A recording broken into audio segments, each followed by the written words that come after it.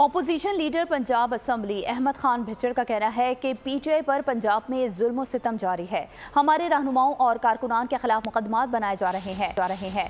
ٹک talker وزیر اعلیٰ پنجاب کو بلڈوز کر رہی ہیں۔ لاہور میں پریس کانفرنس کرتے ہوئے احمد خان بھچڑ کا کہنا ہے کہ فارم 47 کی حکومت عدالتی فیصلوں پر کھڑی ہے۔ پیٹرول پر 4 روپے کم کر کے عوام کے ساتھ مذاق کیا گیا۔